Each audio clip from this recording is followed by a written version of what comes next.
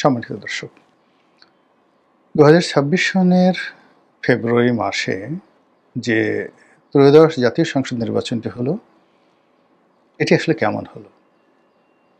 Doctor Mohammad Yunus যেভাবে বলেছিলেন, ওভাবে কি এটা সারা দুনিয়ার সেরা? মানে অতীতে কখনো এরকম নির্বাচন হয়নি, আর আগামী দিনও হবে না। এরকম কি যুগান্তকারী একটি নির্বাচন হয়ে গেল? নাকি গতানুগতিক একটি নির্বাচন হলো? অথবা ২০১৪, ১৮, ২৪ এখানে যে ইলেকশন ইঞ্জিনিয়ারিং হয়েছে, তো সেই ইলেকশন ইঞ্জিনিয়ারিংয়ে যদি আপনি ২০১৩ সনের বা ১৪ সনের নির্বাচন ধরেন, প্রথম জেনারেশনের ইঞ্জিনিয়ারিং, ১৮তে দ্বিতীয় জেনারেশনের ইঞ্জিনিয়ারিং, আর ২৪ হলো তৃতীয় জেনারেশনের ইঞ্জিনিয়ারিং, থার্ড জেনারেশন। তাহলে কি ২০২৬-এ কী হলো? মানে সেই চতুর্থ জেনারেশন, ফোর্থ জেনারেশনের ইঞ্জিনিয়ারিং, এরকম কিছু হলো? আমরা যারা বিভিন্ন সময়টিতে এই নির্বাচন নিয়ে আশঙ্কা ব্যক্ত করছিলাম, আমরা সবাই বলাবলি করছিলাম যে বর্তমান সরকারের যে স্ট্যাবিলিটি, বর্তমান সরকারের যে সক্ষমতা, তাতে করে একটি প্রতিযোগিতামূলক নির্বাচন অনুষ্ঠান করানো বলতে গেলে অসাধ্য একটা বিষয়। তো সেই দিক থেকে আমাদের যে প্রেডিকশন, সেই প্রেডিকশনটা মিথ্যা প্রমাণিত হয়েছে।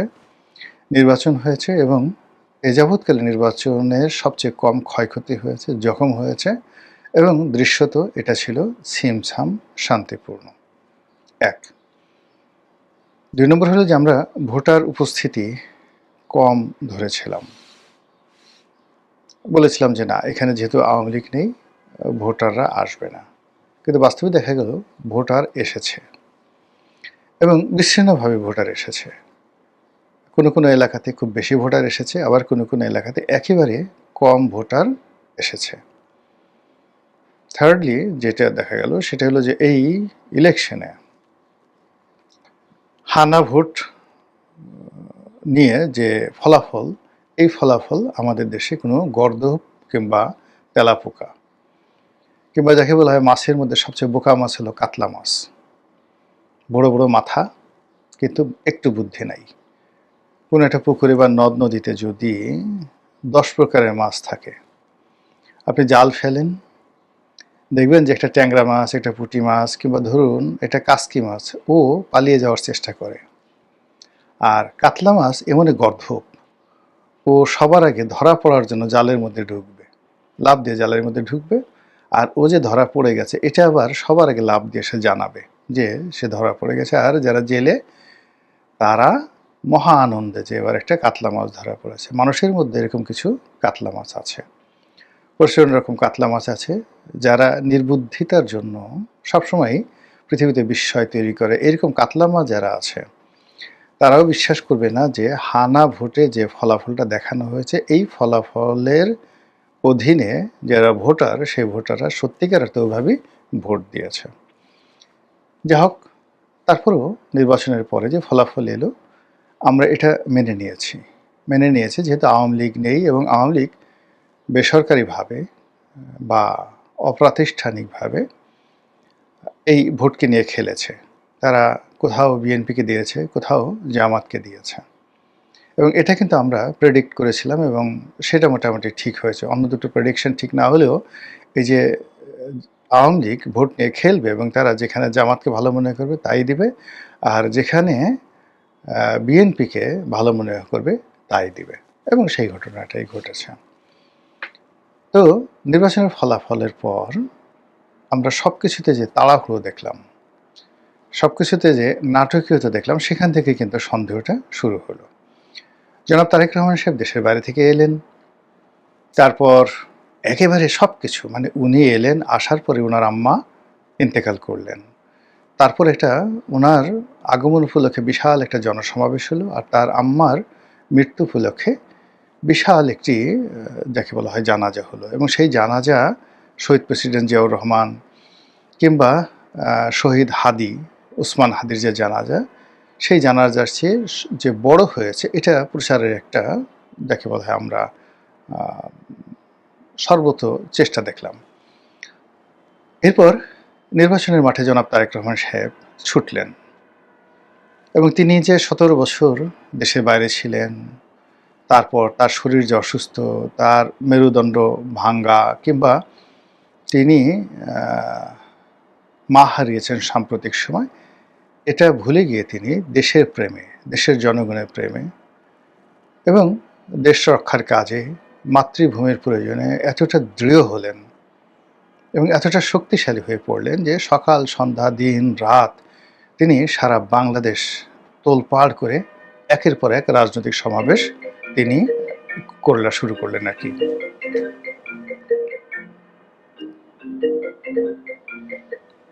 তো একের পর এক তিনি সেই সমাবেশ করা শুরু করলেন। এরপর ভোট হলো, ভোটে জয়লাভ করলো বিএনপি এবং এটা প্রত্যাশিত যে বিএনপি এভাবে জয়লাভ করবে। তারপর নাটক হলো, নাটকের পর সেই যাকে বলা হয় জাতীয় সংসদ, সেখানে শপথ গ্রহণ হলো, নজিরবিহীনভাবে শপথ গ্রহণ হলো। আর সেই শপথ গ্রহণের আগে এনসিপি এবং জামাত বলল আমরা এখানে শপথ গ্রহণ করব না, কিন্তু তারা আবার নাটকীয়ভাবে শপথ গ্রহণ করলো। তো এরপর সরকার গঠিত হওয়ার পরে তার মন্ত্রীরা, প্রধানমন্ত্রী একের পর এক চমক সৃষ্টি করে যাচ্ছেন। সেই প্রচণ্ড গরমের মধ্যে অনেক মন্ত্রী কোট পরছেন, টাই পরছেন, তারপর তারা বিভিন্ন মন্ত্রণালয়ে যাচ্ছেন, দেশে ঘুরে বেড়াচ্ছেন, এখানে সেখানে খাল কাটছেন। মানে এমন একটা ব্যাপার যে খুব দ্রুত বাংলাদেশটাকে তারা একটা স্বর্গের উদ্যান বানিয়ে ফেলবেন। অন্যদিকে যিনি প্রধানমন্ত্রী, তিনি খুব সাধারণভাবে চালচলন করছেন দিল্লির বাদশা নাসিরুদ্দিনের মতো। তারপর তিনি রাষ্ট্রীয় প্রোটোকল ঠিক আগের প্রধানমন্ত্রীরা যেভাবে রাখতেন সেগুলো বাদ দিয়ে খুব সাধারণভাবে চালচলন করছেন, তার মন্ত্রীরাও সেভাবে চালচলন করছে। তো এগুলো নিয়ে মানে লোকজন খুব খুশি যে না, দেখতে শুনতে বেশ ভালো লাগছে। কিন্তু এরই মধ্যে জামাত অভিযোগ করেছে যে তারা বিভিন্ন অন্তত ৫০টি আসনে তারা নিশ্চিতভাবে জয়লাভ করেছিল। ইঞ্জিনিয়ারিং করে, ইলেকশন ইঞ্জিনিয়ারিং করে তাদেরকে ঠকিয়ে দেওয়া হয়েছে। তো জামাত ৭৮টা পেয়েছে, তার সঙ্গে যদি আরও ৫০টি যুক্ত হলো তাহলে তারা নিশ্চিতভাবে ১৩০টির মতো আসনে জয়লাভ করত। এটা হলো জামাতের ভাষ্য। বিএনপি অবশ্য এই ব্যাপারে কোনো কথাবার্তা বলেনি, আর যারা ইলেকশন আয়োজন করেছে তারাও এই ব্যাপারে কোনো রা করেনি। কিন্তু আমাদের মন মানছে না, আমাদের মন বলছে, বারবার বলছে কিছু একটা হয়েছে। এটা অতীতের সেই তিনটি ইলেকশন ইঞ্জিনিয়ারিংয়ের কারণে হতে পারে, অথবা এই নির্বাচন পরবর্তী সময় কারোর মধ্যে মানে আনন্দ নেই। যারা বিজয় হয়েছে তাদের মধ্যে আনন্দ নেই, উল্লাস নেই, আর যারা পরাজিত হয়েছে তাদের মধ্যে হতাশা নেই। সব কিছু দেখে মনে হয়েছে যে আমি দামি, আমি মামু বা চাচা ভাতিজা, শালা দুলা ভাই, তাদের মধ্যে সমঝোতামূলক যখন একটা জিনিস হয়, কুক পলাপলি খেলা হয়, তো সেক্ষেত্রে যে ফলাফল হয়, এই নির্বাচনের সেই ফলাফলের পর আমাদের মনে হচ্ছে যে সবার নিরানন্দ ভাব দেখে মনে হচ্ছে কিছু একটা হয়েছে। তো আমরা যারা নাদান বান্দা, নাখান্দা বান্দা, আমরা হয়তো অনেক কিছু জানি না, অনেক কিছু বুঝি না, কিন্তু আমাদের দেশে যারা মিলিটারি এক্সপার্ট রয়েছেন, বিভিন্ন সময়ে সাহস দেখিয়েছেন, নানা রকম কথাবার্তা তথ্য বলার চেষ্টা করেছেন, তাদের মধ্যে কেউ বিশেষ করে কর্নেল হাসিন, যিনি আয়নাঘরে গুম হয়েছিলেন, তো তিনি একটি বক্তব্য দিলেন যে দিল্লিতে সাবেক রেজিমের যে সকল ইলেকশন ইঞ্জিনিয়ার রয়েছেন, যারা সেই আমিরামি নির্বাচন, রাতের নির্বাচন অত্যন্ত সফলভাবে করেছিলেন, এ সকল দাগি আসামি তারা দিল্লিতে পালিয়ে গিয়েছিলেন। এই নির্বাচন করার জন্য তাদেরকে দিল্লি থেকে আনা হয়েছে। এটা খুবই সিক্রেট, কারা এনেছে, কীভাবে এনেছে, আই ডোন্ট নো। আমি শুধুমাত্র উনি যেহেতু একটা গণমাধ্যমে এই কথাটা বলেছেন, আমি ওনার এই কথাটা পুনরাবৃত্তি করছি তিনি জামাতের রাজনীতির সঙ্গে আদৌ জড়িত কিনা জানি না, কিন্তু জামাতকে প্রমোট করছেন, জামাতের বিভিন্ন অনুষ্ঠানে যাচ্ছেন, কিন্তু খুব স্ট্রেট এবং ফরওয়ার্ড ওয়েতে অনেক কথাগুলো বলছেন। তার এই কথাগুলো ফেলে দেওয়া যায় না। তো তার সেই কথা এবং একই সঙ্গে জামাতের যে অভিযোগ এবং বিজয়ী এবং পরাজিত যারা আছেন তাদের মধ্যে নিরানন্দ ভাব।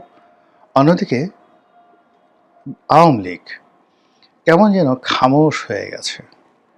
মনে হচ্ছে যে তারা যেভাবে চেয়েছিল সব কিছু সম্ভবত সেভাবে হয়েছে বা সেভাবে এগোচ্ছে। নির্বাচনের পরে এখনো পর্যন্ত সংসদ অধিবেশন বসেনি। মার্চ মাসে 12 তারিখে সংসদ অধিবেশন বসবে, কিন্তু এর আগেই সরকারের সকল গুরুত্বপূর্ণ পদ পদবিতে যাকে বলা হয় নাটকীয় সব পরিবর্তন হয়ে গেছে। বাংলাদেশ ব্যাংকের গভর্নর, দুর্নীতি দমন কমিশনের চেয়ারম্যান, সচিবালয়ের ক্যাবিনেট সেক্রেটারি থেকে শুরু করে অনেক গুরুত্বপূর্ণ সেক্রেটারি যারা বাদ পড়েছেন, নতুন নিয়োজিত হয়েছেন। সেনাবাহিনীর সবচেয়ে গুরুত্বপূর্ণ পদ পদবিগুলোতে বিএনপি তাদের পছন্দের মানুষ তাদেরকে নিয়োগ দিয়েছে। এর মধ্যে ডিজিএফআই প্রধান নিয়োগ দিয়েছে এবং নিয়োগ পাওয়ার পর একেবারে তরুণ, মানে ডিজিএফআইয়ের প্রধান যিনি হলেন, মানে ব্রিগেডিয়ার থেকে তাকে প্রমোট করে মেজর জেনারেল করে ডিজিএফআই প্রধান করা হলো। এবং আমার জানা মতে ডিজিএফআই প্রতিষ্ঠিত হওয়ার পর এত তরুণ কোনো কর্মকর্তা এই গুরুত্বপূর্ণ প্রতিষ্ঠানটির দায়িত্ব নেননি। এবং তিনি দায়িত্ব নেওয়ার সঙ্গে সঙ্গেই সম্ভবত অসুস্থ বোধ করলেন। তিনি চলে গেলেন ভারতে সস্ত্রীক, এবং সেখানে চিকিৎসার জন্য ভারতে গেছেন বলে বলা হচ্ছে। আর যারা দুর্মুখ তারা বলার চেষ্টা করছেন যে ইতিউতি কিতিকুতি পুতি করার জন্য হয়তো তিনি গেছেন। এখন ইতিউতি পুতি কিতিকুতি কি, এটা আপনারা একটু নিজেরা বুঝে নেন। যে ডিজিএফআই প্রধান দায়িত্ব গ্রহণের সঙ্গে সঙ্গে তিনি চিকিৎসার জন্য ভারতে গেছেন সস্ত্রীক। এনিওয়ে, তো এখন সেই ডিজিএফআই থেকে শুরু করে সব জায়গায় পরিবর্তন হয়ে গেছে। শুধুমাত্র দুটো পদে পরিবর্তন হয়নি, তিন বাহিনী প্রধান সেই পদে পরিবর্তন হয়নি, আর রাষ্ট্রপতি পদে পরিবর্তন হয়নি, আর সব পরিবর্তন হয়ে গেছে। অন্যদিকে যারা উপদেষ্টা ছিলেন তাদের অনেকের জীবন তছনছ হয়ে যাওয়ার মতো উপক্রম। দুর্নীতি দমন কমিশনে তাদের বিরুদ্ধে তাদের বিরুদ্ধে অসংখ্য অভিযোগ পড়েছে। এবং আমাদের যে কেন্দ্রীয় ব্যাংকের যে ফাইন্যান্সিয়াল যেটাকে বলা হয় বিএফ ইউআইডি এরকম কি একটা রয়েছে আর কি, ফাইন্যান্সিয়াল ইন্টেলিজেন্স ডিপার্টমেন্ট যেটিকে বলা হয়, তারা বেশ কয়েকজন উপদেষ্টার ব্যাংক হিসাব তলব করেছে। তো এই হলো অবস্থা। আর সেই অবস্থার মধ্যে যখন এরকম ইঞ্জিনিয়ারিংয়ের কথা আসছে, তখন আমরা ভাবছি তুমি কেমন করে গান করো হে গুণী। মানে এবারের ইঞ্জিনিয়ারিং যদি হয়ে থাকে তাহলে এটা এত সূক্ষ্ম, এত বৈজ্ঞানিক, এত আলট্রা লেভেলে এই ইঞ্জিনিয়ারিংটা হয়েছে, এটি একমাত্র আল্লাহ রাব্বুল আলামিন ছাড়া। সে যদি দয়া করে আমাদের কাছে এটি উন্মুক্ত করে না দেন, মানে আগামীতে এই যারা এই সমস্ত ইঞ্জিনিয়ারিং করেছেন তাদের কারো হয়তো কুড়োকুষ্টি হবে, কারো হয়তো প্লেগ হবে, তারপরে কারো হয়তো কলেরা হবে, গুটি বসন্ত হবে, অনেকে স্বপ্ন দেখবে, অনেকে জিন ভূতের কবলে পড়বে। তখন তারা ভয়ে বলে দেবে যে আমরা এই কাজগুলো করেছি, এই কাজগুলো আমরা করেছি। তো সেক্ষেত্রে হয়তো আমরা জানতে পারবো, কিন্তু তার আগ পর্যন্ত আমাদের দুর্বল বুদ্ধি যেভাবে 2014 সনের ঘটনা প্রেডিক্ট করতে পারিনি, এবং ঘটনা ঘটার অনেক দিন পরেও আমরা বুঝতে পারিনি। আবার 2018-2024 মানে সনের যে নির্বাচন, সেই নির্বাচনের যে কারসাজি, সেটা এখনো পর্যন্ত আমাদের মাথায় যেহেতু এখনও ঢুকেনি, পরিপূর্ণভাবে ঢুকেনি, আমরা আন্দাজ করছি। কাজেই 2026 সনে কী ঘটেছে এটা কি বলেন আমাদের মতো গর্ধ প্রকৃতির লোক এটা প্রেডিক্ট করা সম্ভব? আল্লাহ আমাদের সবাইকে হেদায়েত দান করুন এবং হেফাজত করুন। আসসালামু আলাইকুম রহমতুল্লাহি ওয়া বারাকাতুহু।